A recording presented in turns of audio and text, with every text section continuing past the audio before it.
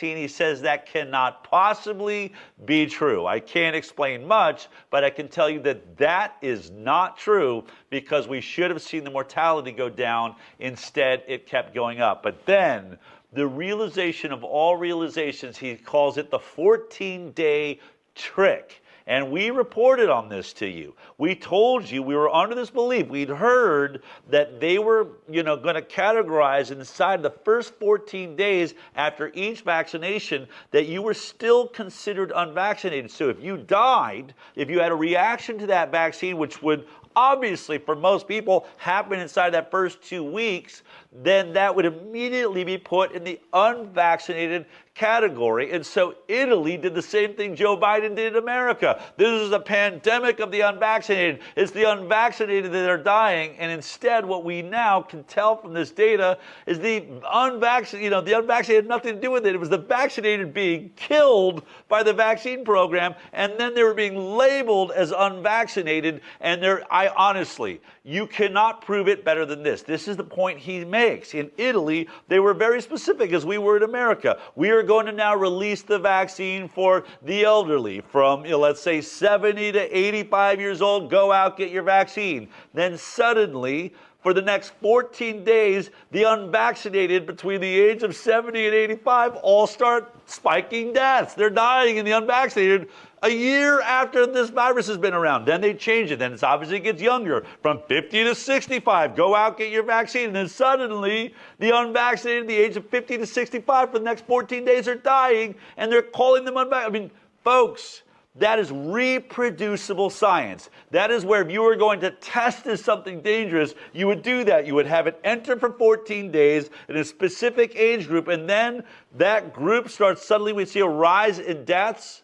And to think that they called that unvaccinated, these people are diabolical. You cannot imagine really what they were up to or what matters. But now that we're talking about the injuries of the vaccine, the people that are dying from the vaccines, one of the biggest issues that we know, we've talked about it, myocarditis, pericarditis. I got to speak with a cardiologist, Dr. Giuseppe Barbaro, to see what was his experience in Italy. Sounds just like USA. Listen to this. When did you first start seeing a rise in myocarditis, pericarditis during COVID? Tra febbraio e marzo del... At the beginning of 2021, between December and March, I started to see the first myocarditis. Some of them manifested soon, others manifested much later.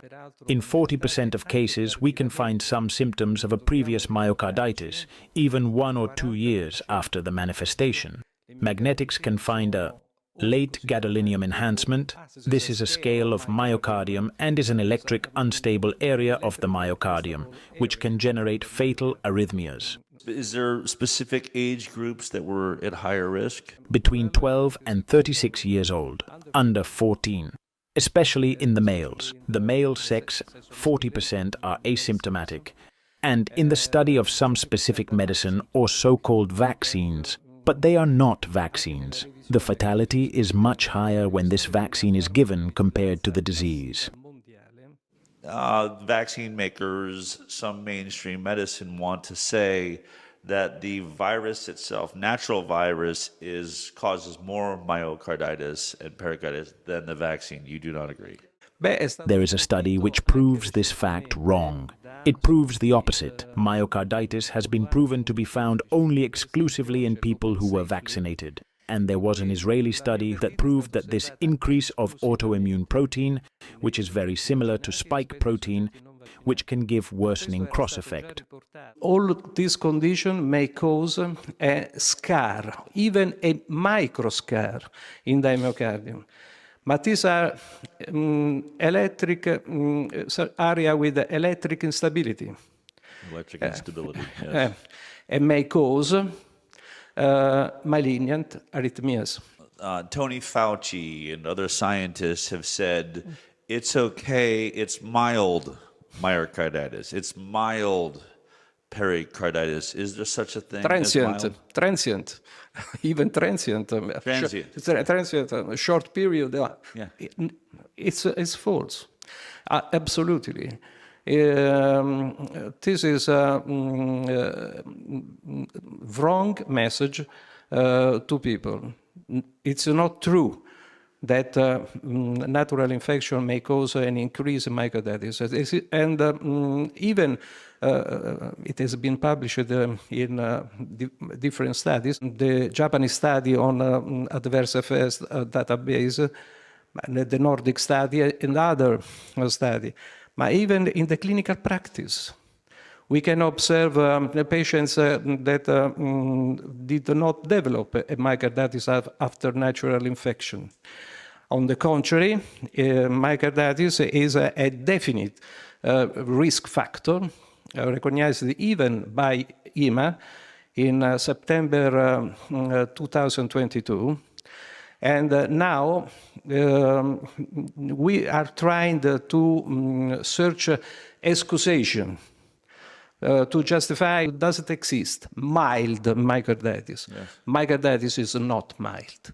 There's a new classification. There's never existed a mild myocarditis. Myocarditis is an acute damage of the myocardium. The scar can last even for years. I have a patient with myocarditis after 4 years of vaccination. What about your peers? Certainly every cardiologist in Italy must also be seeing this increase. Are they agreeing? Is there agreement that this vaccine is causing it? You don't have to fear the stormy sea when you bring out the truth, unless it gives a testimony. Appreciate it. Thank you very much. I'm proud to give a testimony of the truth. He's proud to give the testimony of the truth. At that screening that evening, some of the scientists and doctors that risked their careers, this guy has risked